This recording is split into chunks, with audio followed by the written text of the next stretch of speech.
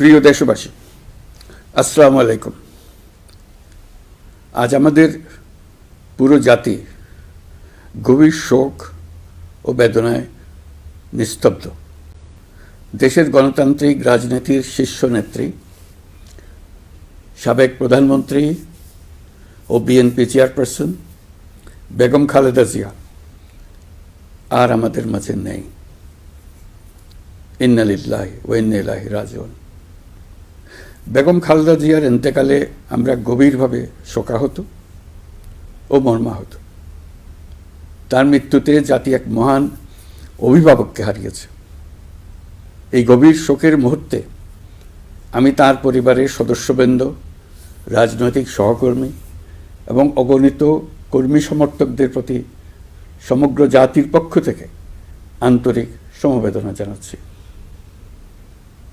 মহান আল্লাহর কাছে আমার প্রার্থনা, তিনি যেন আমাদের সবাইকে এই গভীর শোক কাটিয়ে ওঠার শক্তি দান করেন।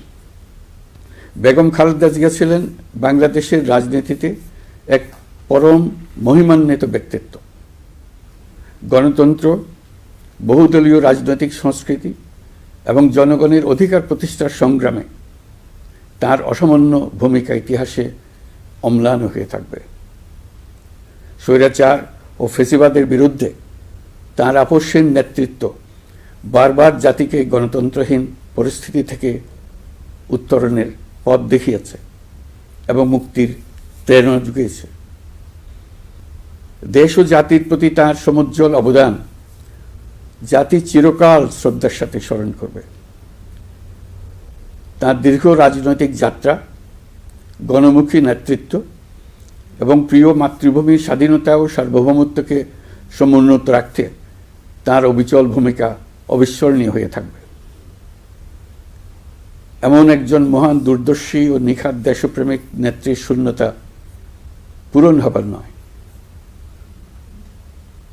প্রিয় দেশবাসী, এই শোকাবহ মুহূর্তে আপনাদের প্রতি আমার উদাত্ত আহ্বান, আসুন আমরা সবাই যার যার অবস্থান থেকে মহান আল্লাহর দরবারে বেগম খালেদা জিয়ার বিদেহী আত্মার মাগফিরাত কামনা করি।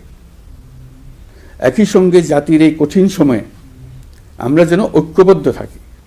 শোকের এই সময়ে কেউ যেন অস্থিতিশীলতা বা নাশকতার অপচেষ্টা চালাতে না পারে, সে বিষয়ে আমি সবাইকে সজাগ থাকার আহ্বান জানাচ্ছি।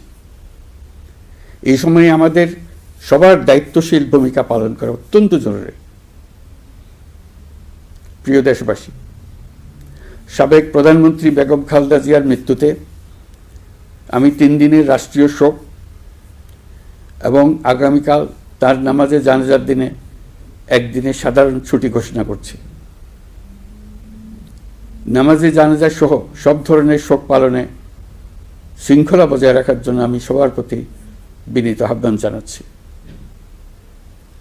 প্রিয় দেশবাসী, আমি জানি আপনারা সবাই এই সময়ে অনেক আবেগাপ্লুত।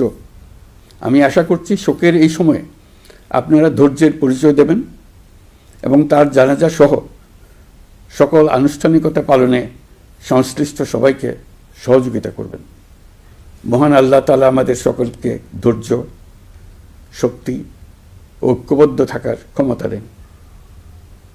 আল্লাহ হাফিজ।